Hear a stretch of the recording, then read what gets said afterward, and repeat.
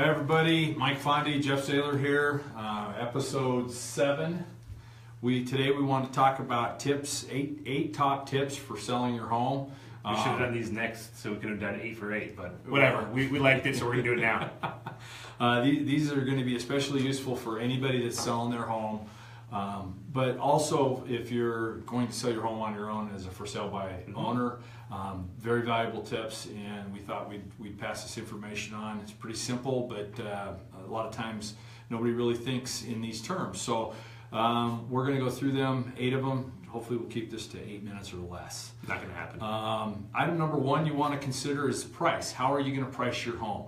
Are you going to price it above the market to try to with the understanding that as people give you offers, you're going to negotiate down, or do you want to price it at the market so that you create a competitive bidding situation out there and have people bidding against each other for your home? Very important consideration. Next consideration, number 2, is marketing. How are you going to market your home? Obviously, the idea is to get your home out in front of as many people as possible to create demand for that. How are you going to do that? Figure it out up front. Geoff, go ahead with the next. Got it. So the other things that we need to do is obviously, pardon me, if you know there's some stuff that is wrong with the home, minor things like that, you probably want to fix them before you put the home on the market. The reason for that is first impressions, like everything else in this world, are very important. So that ding in the wall or whatever, is it going to make somebody say they don't want to buy your house? No, it's not. But this is somebody walking into a home. This is your home. It's a house to them, right? So it's not their home yet. Not yet. So they're looking for things that may or may not be wrong with the house. So nothing's ever perfect. But if there's some things that you know need to be addressed, having them done before you actually have the home on the market with people, snooping eyes for that matter, looking through the home, just eliminate that. It's the things that have been wrong for so long that you forget they're wrong. It's the honey-do list, right? It's the stuff that I'm supposed to be doing on the weekends that I forget. So the other thing is on that, always expect that if you do all this work, an inspector is still going to find things wrong. Sure. So don't get too upset with it. That's their job. That actually comes into the next topic, number 4. Don't get emotionally involved. And I say that, taking that with a grain of salt, right? It's hard. This is the home that you have had, Absolutely. right? This is your home. Now, it's one thing if it's an investment property, but most of our clients that we're talking to, and most people, it's a family home that they are selling. So you got to remember, when you bought that property, it wasn't your home yet. It was a house that you had seen that you liked and you put a contract on and you ended up buying it. Over time, is when you made it your home. So sure. You got to remember that when you have a buyer in there, they're trying to get the best price for the house. They desperately do want the house, but don't let emotions run rampant, because sometimes even in your best needs and wants, your emotions can get the best of you, and you can end up costing yourself a potential buyer. So that's those 2. You want to take number 5 and 6? Sure. Along with not getting emotionally involved, another simple thing you can do is clean up the clutter and your personal stuff that's in the house. People don't really want to see your utility bills laying on the dining room table, or I know it's not an easy subject, but your family pictures that are all over the house. I mean, that's part of what makes it your home. But it's when somebody comes in and looks at your home for the first time, they'd like to visualize being able to move into it next week. Right. And when there's a lot of your personal stuff, and even just clutter that's around, it kind of makes them stand back and have a second thought about, hey, this is somebody else's home. Maybe I don't want it. I don't know. Now, but let me jump in there real quick. Sure. Especially the family picture thing, because I know we have a lot of family photos. Yeah. Are you saying to take everything off the wall? Not necessarily, but minimize it if you can. Mm-hmm. And of course, that depends on your time frame as well. I mean, if you're trying to sell your home within 30 days, you're going to make it even more transferable, so like somebody could move into it right away. Okay. I mean, if you've got a longer time frame, maybe you leave more of them up, but that wall with 100 pictures on it probably should minimize that down to just Makes a few sense. at least. Okay. Item number 6, don't be offended by a lowball offer, and along with that, don't lose a deal over something stupid.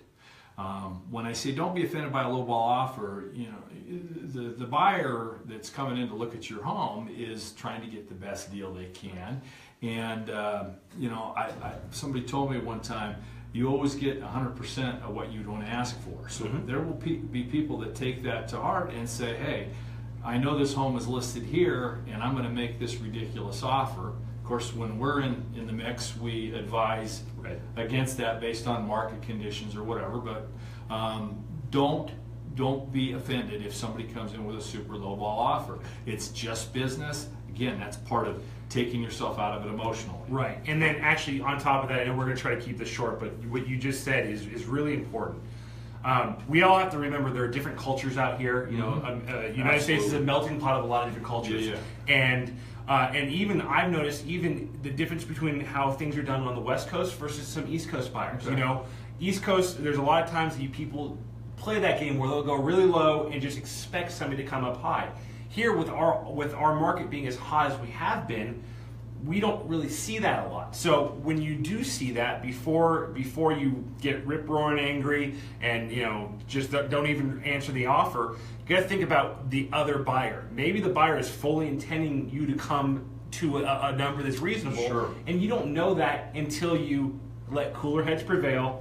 And you know what? Maybe make a counter and see what the response is to that. Absolutely. The worst thing that they could say is no. The best thing they could say is, you know what, you're right, we'll come up to that price. So always remember, hey, an offer is just an offer. It's not them stating that this is what we think your home is worth. Different cultures have different ways of handling things. So sorry for these sides. Oh, no worries. Let's go to number 7. Okay. So number 7 is really, and this really goes more to our for sale by owner people. Know what documents and disclosures are going to be required by law, whether you do it through an agent or on your own. There are certain documents. Now, you could do a contract. We obviously have a contract that's prepared by lawyers, approved by us, that's very easy that a lot of our agents are used to. But a written contract can literally be on the back of a cocktail napkin, as long as it has certain things, right? However, there are certain disclosures, regardless of you're doing it with yourself or with an agent. The whole idea is the sellers protecting themselves. Absolutely. Absolutely. So, again, if you're going to go at it your own, bravo, that's fine. But there are, just because you're selling it yourself without an agent, that doesn't preclude you from certain statutory, mandatory documents in the state of Nevada. And other states obviously as well. And then obviously the last one, you have to pitch ourselves as a show for us, is don't go at it alone. And whether you do hire an agent like Mike or myself, or you say, I am going to do it alone, but I'm going to have a real estate attorney review documents, I know a title company that will be able to handle that aspect, you can't do this alone, right? We all have jobs in our lives. We all have things that we do. I don't think just because I've read WebMD that I can probably perform brain surgery. Right. But there are a lot of things out there that can get you into a lot of trouble. We've talked about how a home is usually the biggest asset you have. So what's the opposite of an asset? It's a liability. Absolutely. If you do something the wrong way, that big asset could be a huge liability for you if you're not protecting yourself. Throw somebody else under the bus. You can be the bad guy. Let your agent be the bad guy for you if you need to. Let your agent be the one to handle the stuff for you, and allow them to use the insurances that they have in this profession. So whether you do decide to go at it alone or hire somebody, just know that this is a partnership, that they are acting on your behalf to try to get you the best deal for your dollar.